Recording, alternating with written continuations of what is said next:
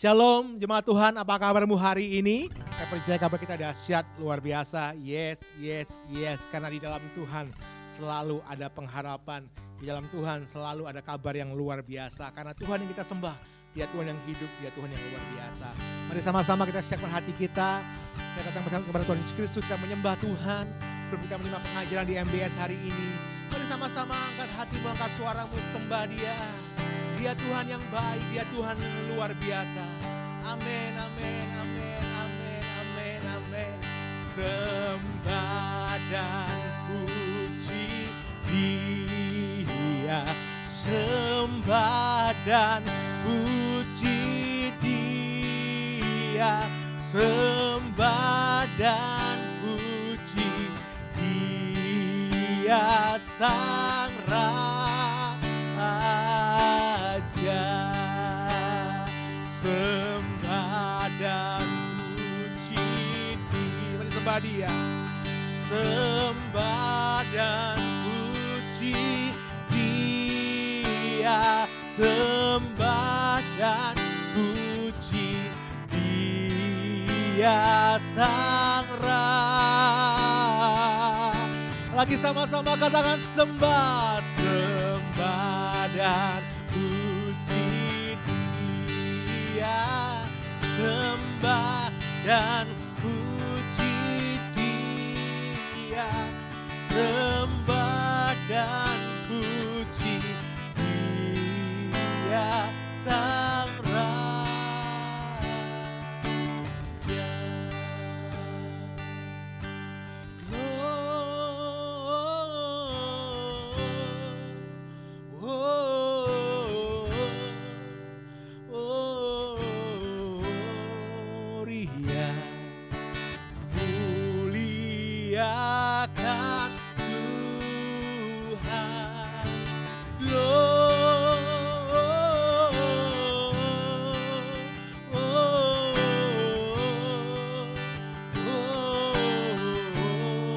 Muliakan Tuhan, muliakan Tuhan. Sembah, sembah dan puji Dia, sembah dan puji Dia, sembah dan puji Dia Sang Raja.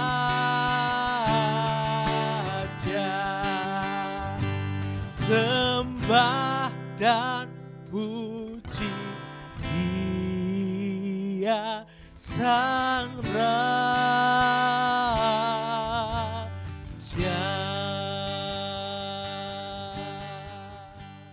Salam, apa kabar? Saya percaya kita antusias di dalam pelajaran Maranatha Bible Study. Dan saat ini kita akan masuk dengan judul Bukti Fisik Awal dari Baptisan dalam Roh Kudus. Sebelumnya kita doa lebih dahulu. Tuhan, kami mohon campur tangan Tuhan supaya kami yang dengar dalam siaran ini atau acara ini, mereka yang belum mendapatkan baptisan Roh Kudus, kami berdoa supaya mereka mendapatkan baptisan Roh Kudus. Karena baptisan ini sangat penting bagi orang yang percaya. Terima kasih Tuhan. Dan kami mohon dalam nama Tuhan Yesus. Amin. Nah, saudara sekalian, apa buktinya bahwa saudara sudah dibaptis dalam bahasa lidah atau bahasa roh?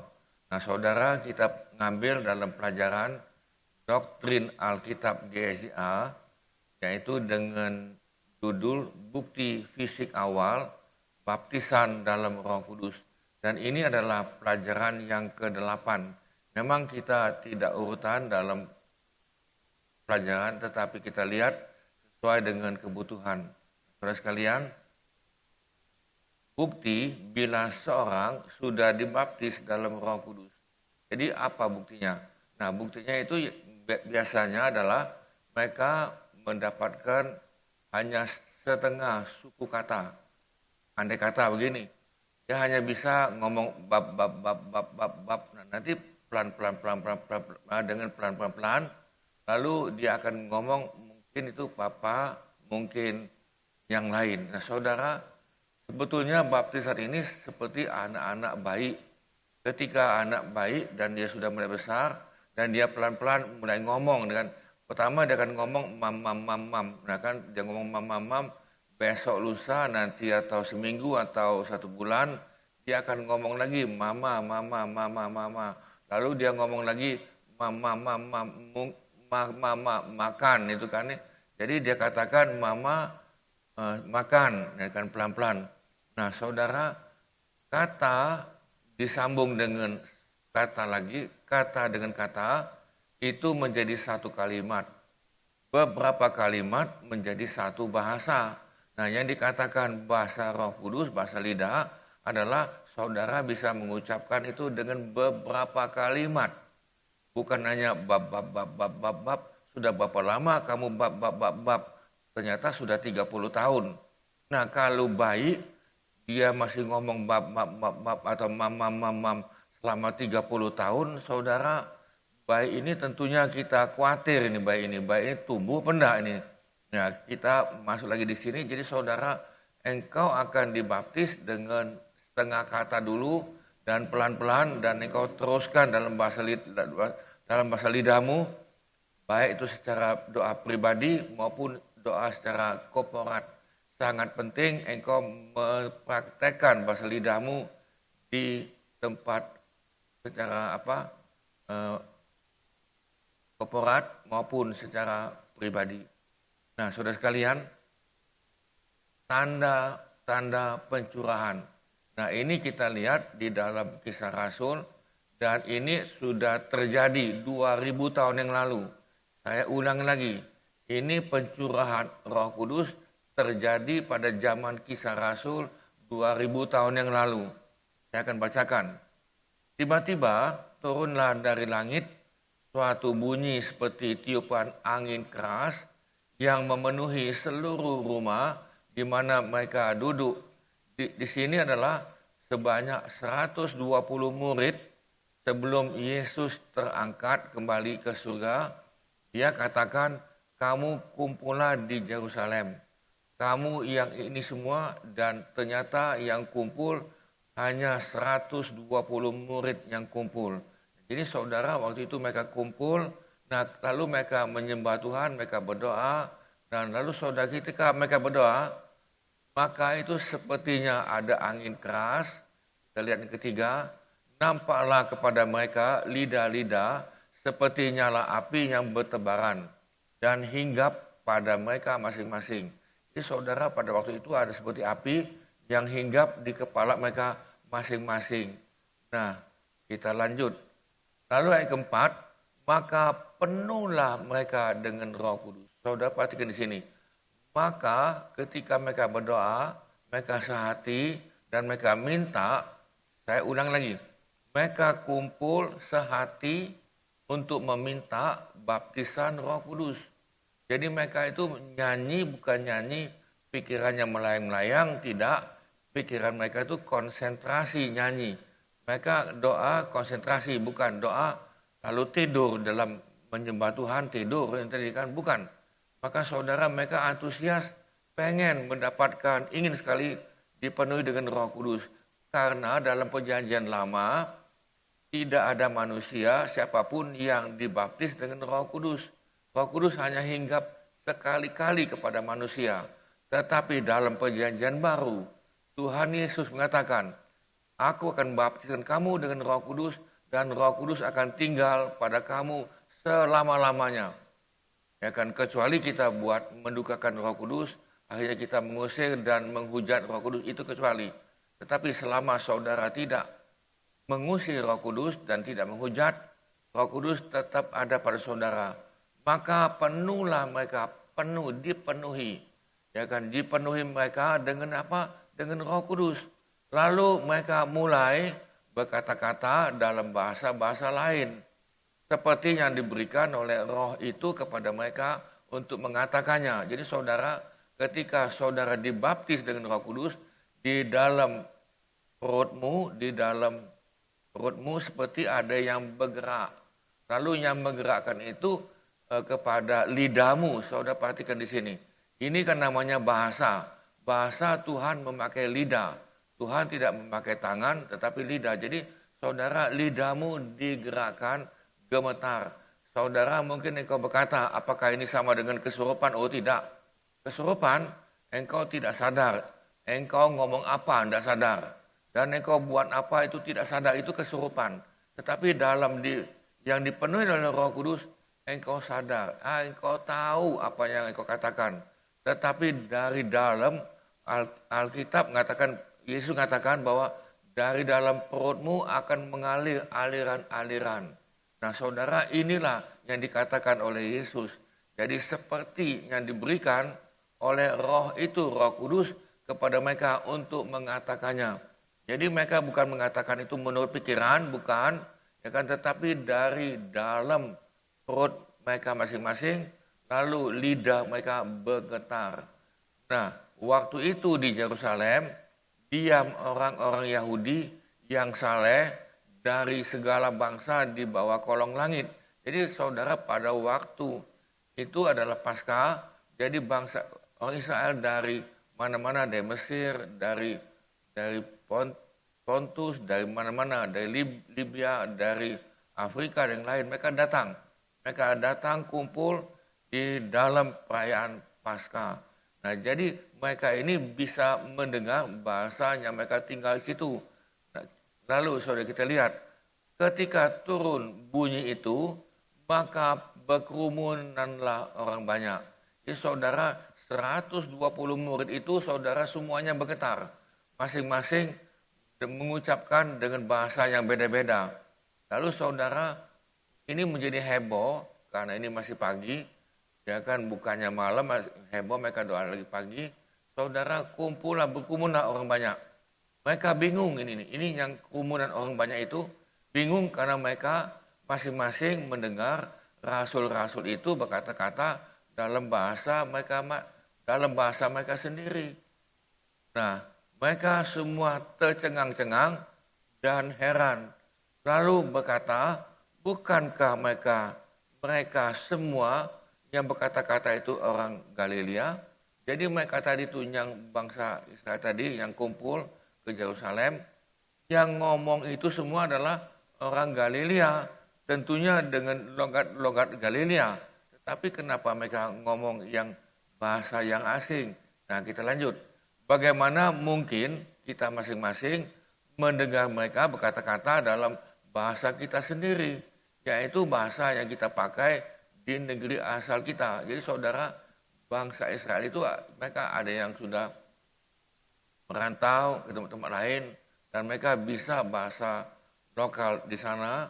Lalu mereka ini bingung, kok mereka bisa ya kan di sini. Nah, kita orang Partia, jadi saudara ada yang dari daerah Partia, dari Media, dari Elam, penduduk Mesopotamia, Yudea, Kapadokia, Pontus, dan Asia. Nah, kita lanjut di sini. Firgia, Pamfilia, Mesir, dan daerah-daerah Libya yang berdekatan dengan Kirene, pendatang-pendatang dari Roma, baik orang Yahudi maupun penganut agama Yahudi, orang Kreta dan orang Arab, kita mendengar mereka berkata-kata dalam bahasa kita sendiri tentang perbuatan-perbuatan besar yang dilakukan Allah. Jadi saudara, mereka ini bingung, mereka ini ngomong dalam bahasa kita yang kita ada di Mesir, di Firgia, di Libya dan lain-lain. Nah saudara, kita lanjut ayat 12.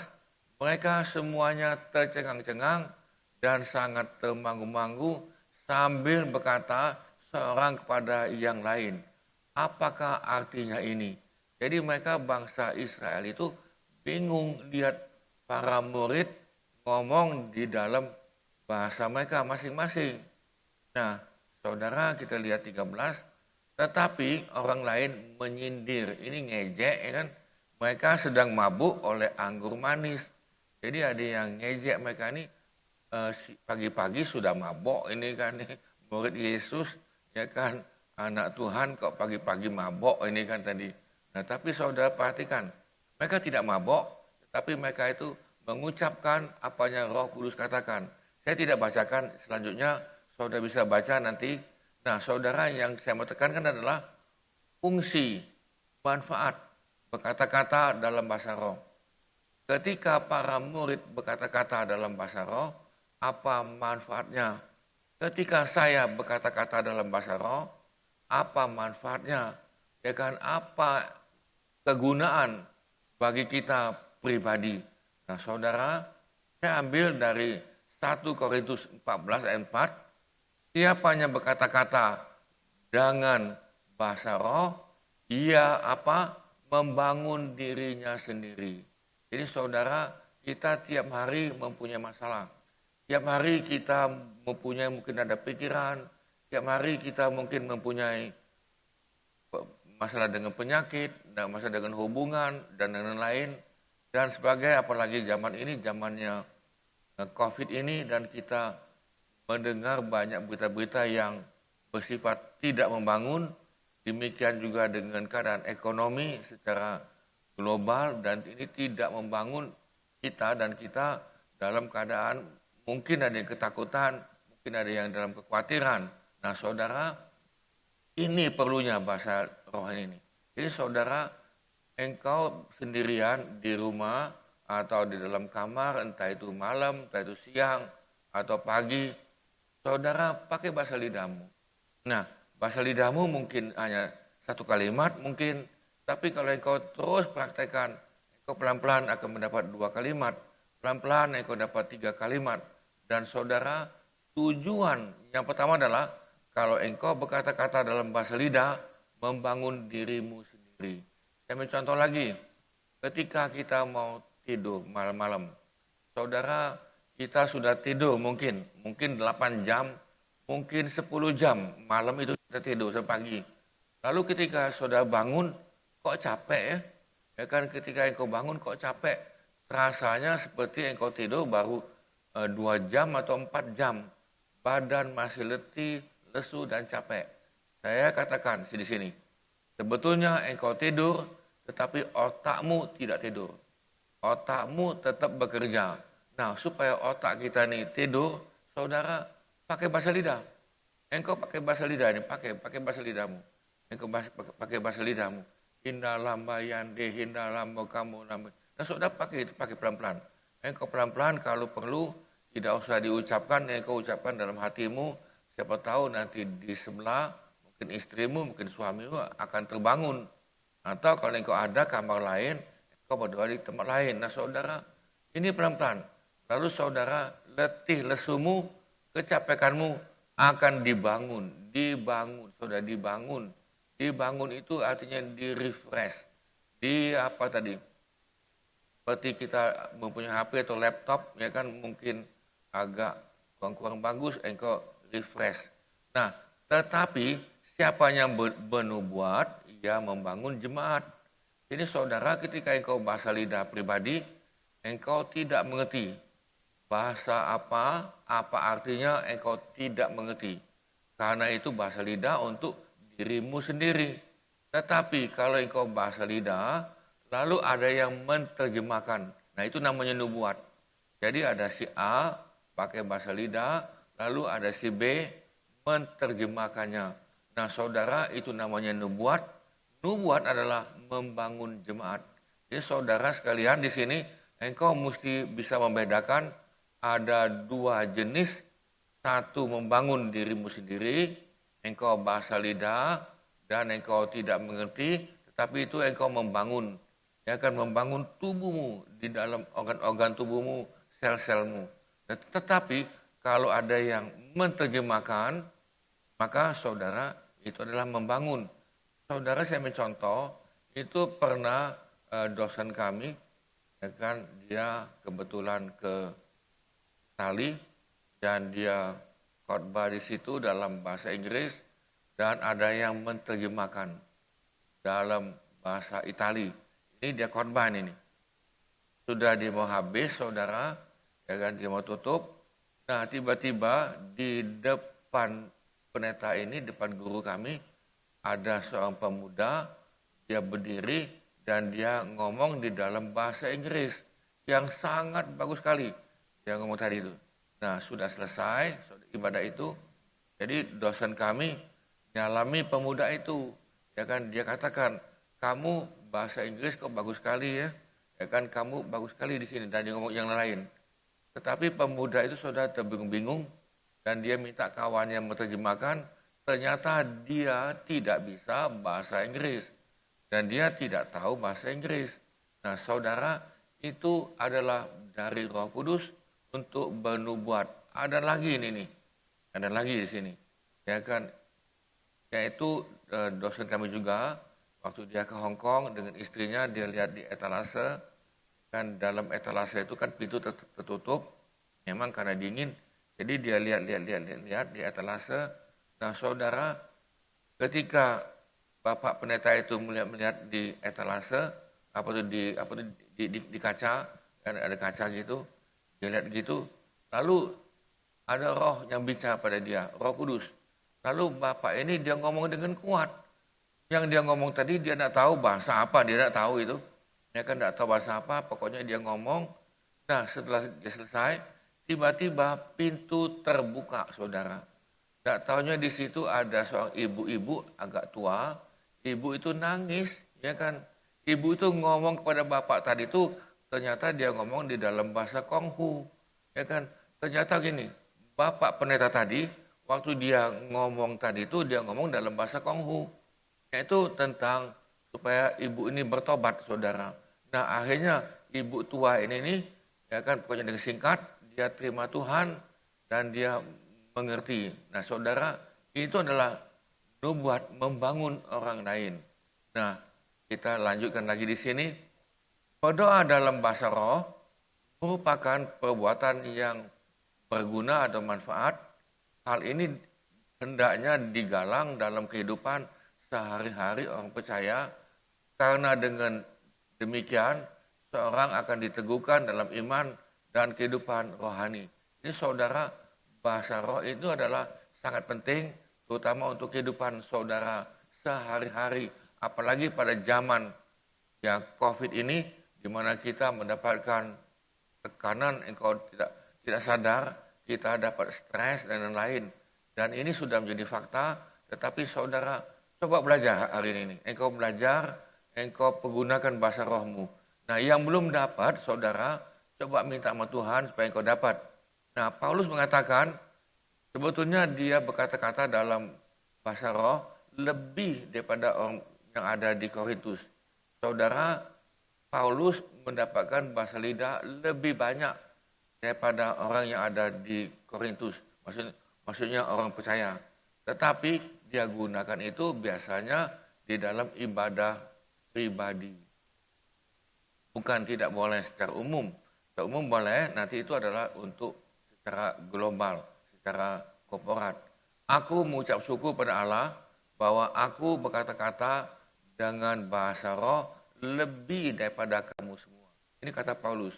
Tetapi dalam pertemuan jemaat, aku lebih suka mengucapkan 5 kata yang dapat dimengerti untuk mengajar orang lain daripada beribu-ribu kata dengan bahasa roh. Maksudnya begini, saudara, pada saat ini ada yang kebablasan. Akan dia ngomong dalam bahasa roh, dan tidak diterjemahkan. Padahal bahasa roh itu sebetulnya dia harus gunakan untuk membangun dirinya sendiri dalam ibadah pribadinya sendiri. Jadi bukan untuk kebaktian umum dan dia pakai itu, bukan. Tetapi kalau untuk umum adalah supaya ada yang bisa nubuat. Atau engkau mau membawa jemaat tadi itu untuk dalam penyembahan. Itu bisa, tapi lihat apa yang Tuhan inginkan, Roh Kudus yang inginkan. Berbahasa roh dalam ibadah umum untuk meneguhkan atau membagikan iman secara umum. Jadi saudara, yuk kita pakai bahasa lidah rame-rame kan. Jadi saudara, dalam jemaat ada yang bicara dan ini membangun diri mereka secara pribadi di dalam ibadah umum untuk membagikan iman mereka secara umum. Bahasa roh dalam ibadah atau doa pribadi, ini kalau engkau untuk pribadi tidak diterjemahkan, tidak. Jadi Roh Kudus tidak akan menerjemahkan kalau itu adalah untuk pribadimu, untuk ibadah dalam pribadimu, untuk membangun pribadimu di dalam ibadah umum tadi, umpama. Dalam kebaktian umum, ini saya ambil dalam terjemahan TSI, untuk membangun. Jadi untuk membangun, untuk menguatkan dalam TSI, menolong jemaat menjadi maju. Jadi saudara, bahasa roh tadi untuk menolong jemaat, untuk dia lebih maju dalam rohani mereka. Membantu jemaat untuk bertumbuh dalam kepercayaan mereka. Menolong seluruh sidang jemaat supaya tumbuh dalam kesucian, dalam kebahagiaan. Saudara, sebetulnya bahasa roh itu adalah untuk menolong saudara untuk hidup dalam kesucian. Bisa katakan amin. Untuk hidup di dalam kekudusan. Jadi saudara, kita lihat di sini. Bahasa roh pada yang terjadi pada zaman Kisah Rasul masih terjadi hari ini. Sebabnya ada yang mengatakan gini, Pak, itu kan zaman dulu. Zaman dulu para rasul sudah meninggal, sudah nggak ada lagi. Jadi bahasa roh sudah habis. Maka saya jawab, saudara, pada hari ini pun masih terjadi bahasa roh. Kenapa? Ya kan saudara, Yesus Kristus tetap sama, baik kemarin maupun hari ini dan sampai selama-lamanya. Jadi saudara, kasih Tuhan Yesus dari dulu, hari ini dan besok itu kekal selama-lamanya. Dia tidak berubah.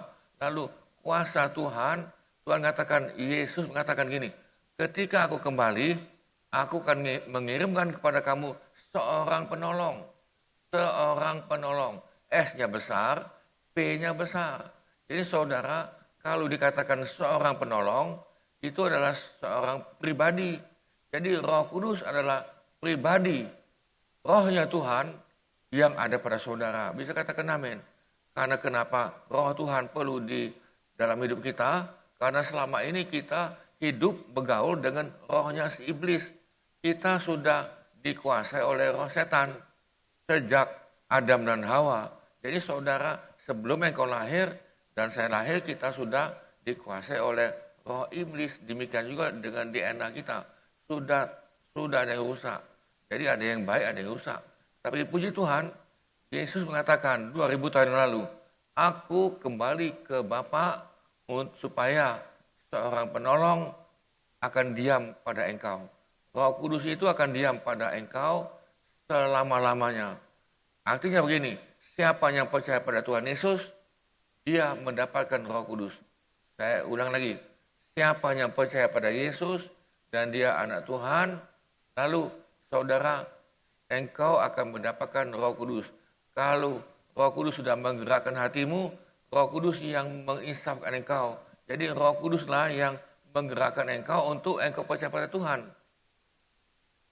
Nah, saudara sekalian, bahasa roh tidak membuat saudara lebih rohani. Ya kan, ada lagi kelompok mengatakan, oh lihat aku nih bahasa lidah nih, oh tong gini kan. Dia pikir dia lebih rohani, dia pikir dia lebih fit. Oh tidak, bahasa lidah, bahasa roh tidak membuat engkau lebih rohani, amin. Dan engkau bukan golongan VIP, tidak ada. Tuhan tidak membuat golongan-golongan. Oh yang satu ini bahasa lidah, oh ini adalah anakku yang nomor satu. Juga tidak, saudara. Tidak. Tapi saudara, kita lihat lagi di sini, engkau perlu pakai terus ini nih. Engkau perlu terus pakai bahasa lidah, terus ini. Terus engkau terus pergunakan. Engkau pergunakan itu tiap hari. Kita katakan amin. Sebelum engkau baca Alkitab, berdoa supaya Roh Kudus menghidupkan firman itu. Kalau engkau baca Alkitab dan tidak dihidupkan oleh Roh Kudus, saya jawab, engkau akan ngantuk dan engkau akan tidur. Itulah sebabnya ada orang yang dengar khotbah dan dia tidak minta Roh Kudus hidupkan, maka khotbah apapun yang terbaik, ya kan malaikat sekalipun yang khotbah mungkin, engkau tetap tidur, tetap ngantuk dan tetap menolak. Nah kenapa? Karena ada roh jahat yang membuat engkau buta. Roh jahat itu akan menutupi matamu, dan itu ada dalam Korintus, sehingga matamu tidak melihat kemuliaan Tuhan. Dan engkau akan ngantuk. Jadi saudara, Roh Kudus ini, begitu engkau dapat sedikit, engkau gunakan pelan-pelan. Jangan gunakan terus pelan-pelan. Seperti anak kecil. Anak kecil kan pertama kan ngomong mam gitu kan, ya kan, pap. Nah lalu sudah tahun nambah lagi, ya kan 2 tahun nambah lagi sehingga anak kecil itu bisa berkata-kata dalam sebuah bahasa. Bahasa artinya terdiri dari beberapa kalimat. Nah, jadi bukan hanya pap, ya kan 40 tahun, umurnya 40 tahun masih ngomong pap. Umurnya 60 tahun masih ngomong pap, mam. Nah, saudara, itu artinya perlu dicurigai apaan ini. Nah, saudara, saya ambil dari TGPP, Tata Gereja dan Peraturan Gereja Sidang Iman Allah yang ada di Indonesia, tentunya sama juga sama yang di luar negeri. Saya ambil kutip dari pasal 12. Nah, dalam pasal 12, tata gereja kita, saudara mesti lihat di sini kepenetaan dan pelayanan, persyaratan pelantikan dan pembersulitan. Jadi saudara, seorang pelayan Injil daripada GCA mau menjadi pelayan Injil atau melamar menjadi pendeta, ada syarat. Syaratnya pasal 12 ini. 12.2 ini baptisan dalam roh. Ingat, baptisan dalam Roh Kudus merupakan persyaratan mutlak. Jadi saudara, ini persyaratan mutlak bagi semua pelayan Injil gereja ini. Nah, jadi saudara, itulah sebabnya di dalam kita itu cukup ketat. Mereka mesti bisa bahasa roh yang memang sejati, bukan yang dibuat-buat, bukan yang dihafal-hafal, bukan. Karena bahasa roh itu hanya bukti fisik awal, saudara ini. Dan dia mesti akhirnya menghasilkan buah Roh Kudus. Buah Roh Kudus itu satu, tetapi terdiri dari 9 bagian. Jadi saudara, syarat mutlak bagi semua pendeta GCA mesti bisa bahasa roh. Nah, apalagi kalau dia menjadi seperti dalam BPD, wilayah atau BPP dan sebagainya. Saudara, sebabnya kenapa? Supaya engkau hidup dalam Roh Kudus. Jangan engkau hidup dalam kedagingan. Kalau engkau hidup dalam kedagingan, berarti engkau memberi makan kepada kedagingan, maka jangan heran dalam pelayananmu ada iri hati, ada dendam, ya kan, ada kepahitan, ada kecewa, lalu terjadi keributan dalam gereja itu. Jadi saudara, engkau beri makan kepada Roh Kudus. Engkau mau dipimpin oleh Roh Kudus.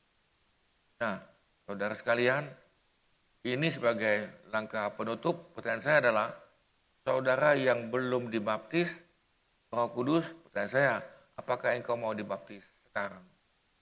Nah, mungkin engkau bingung ini kan. Mungkin saudara bingung, kok sekarang ini saudara, engkau bisa dibaptis Roh Kudus kapan saja, di mana saja, siapa saja. Jadi tidak ada syarat apapun, siapa saja, di mana saja, kapan saja ini. Saya ambil contoh ini. Saya dibaptis Roh Kudus sebetulnya ketika saya ingin menghadiri ada sebuah, bukan seminar, sebetulnya itu ada sebuah pelajaran 5 hari dan juga malam di Jakarta. Lalu waktu penutup, maka dikatakan siapa yang meminta baptisan Roh Kudus. Ternyata pada waktu itu saya belum dapat, saudara ini. Jadi saya juga tuh agak kecewa kok belum dapat ini kan nih. Nah, lalu sudah kemudian di hotel, besok itu kan mau pulang. Jadi malam-malam itu jam 9 malam, ya kan. Jadi saya mau buka berita di TV karena nanti sebentar itu saya akan istirahat tidur.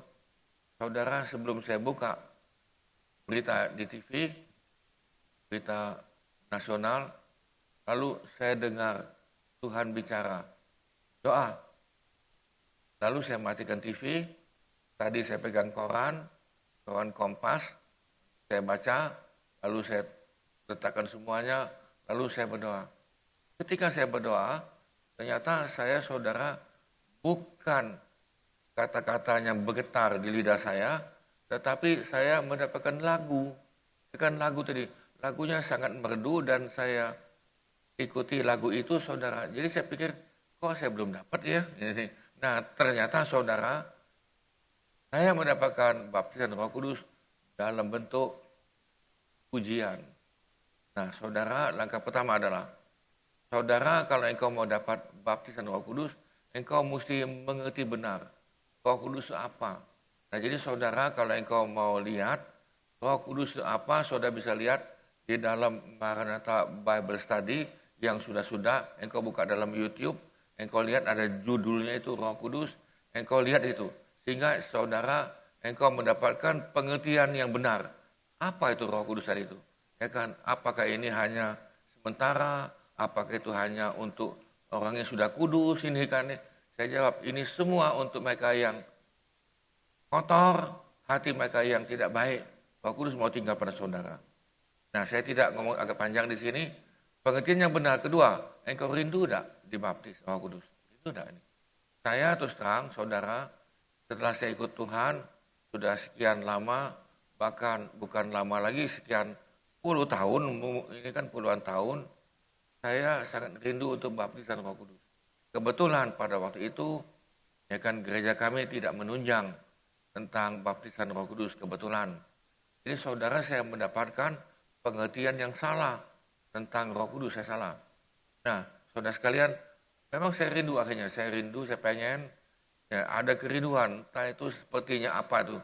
Saat ini kerinduan kita adalah biar kita mau diangkat di dalam pengharapan yang penuh berkat untuk kita tubuh ini diubah. Nah itu kerinduan. Kerinduan saudara untuk diangkat. Yang ketiga, saudara bisa minta. Saya akan minta, saudara hanya minta ini nih. Saya mencontoh, itu ada, ini saya dengar kesaksian dari seorang pendeta, ya kan waktu itu dia ngomong tentang Roh Kudus dan baptisan. Lalu ada jemaatnya tadi itu pulang, ya kan pulang beberapa hari kemudian. Pemudi ini seorang pemudi kebetulan. Dia ini pengen Tuhan aku diminta bahasa lidah nih. Dia pengen. Satu hari saudara ketika dia lagi gosok baju gini, Roh Kudus bicara, matikan itu. Lalu dia doa. Ketika dia doa, dia matikan, dia masuk dalam kamar. Saudara, dia dibaptis bahasa lidah. Dia dibaptis. Nah, saudara, kalau kami di sini, kita sudah siapkan satu ruangan, ya kan, ruangan menara doa atau menado itu kan, kita sudah tabiskan tempat itu untuk engkau minta. Dan ada beberapa jemaat dan ada yang rindu, mereka masuk ke dalam menara doa tadi, mereka minta, mereka dapat. Bahkan ada lagi nih, mereka mau mendapatkan karunia Roh Kudus, karunia. Ya kan banyak itu kan ada penglihatan yang lain. Lalu dia minta, saudara dia juga dapat. Nah yang keempat, saudara terima dengan iman. Ya, terima kasih Tuhan, saya sudah terima. Mungkin engkau belum terima pada saat itu. Ya kan, tetapi engkau dengan iman, Tuhan terima kasih, saya sudah terima. Ya kan, engkau dengan iman, ingat iman ini, dengan iman engkau sudah dapat. Nah, saudara pelan-pelan engkau akan dapat ini. Lalu saudara praktekkan semuanya ini. Kita berdoa. Tuhan, kami yang hadir pada saat ini di dalam acara ini, ada di antara kami yang pengen dibaptis bahasa lidah, yang ingin dan rindu, biarlah kami mempunyai pengertian yang benar, dan hamba-Mu mau berdoa bagi mereka. Saudara yang mau dibaptis bahasa lidah, engkau bisa buka mulutmu sekarang. Buka mulutmu, Tuhan pakai lidah kami, yang kami sudah buka mulut kami, engkau pakai lidah kami. Dan ada aliran yang mengalir dari dalam perut kami, biarlah Tuhan Yesus yang membaptiskan kami. Terima kasih Tuhan. Tuhan Yesus, baptiskan kami sekarang atau nanti baptiskan kami ya Tuhan. Baptiskan kami dan kami yang sudah dibaptis, biar kami terus memperbanyak kata demi kata, kalimat demi kalimat, sehingga kami mendapatkan sebuah bahasa lidah. Terima kasih Tuhan, terima kasih. Memberkati kami yang sudah dengar, dan biarlah Engkau mendapatkan dengan iman pada saat ini maupun pada nanti. Yang penting engkau rindu, engkau minta. Terima kasih Tuhan. Di dalam nama Tuhan Yesus, kami mohonkan ini semuanya. Kaulah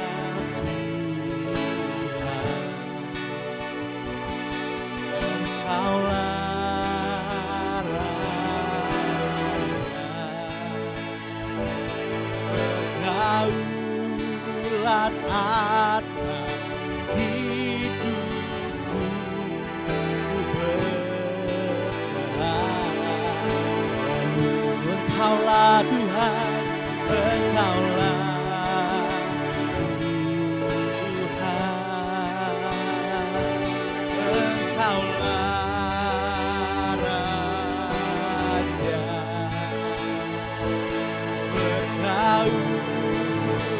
atas hidupku, ku berserah penuh. Berkaulan atas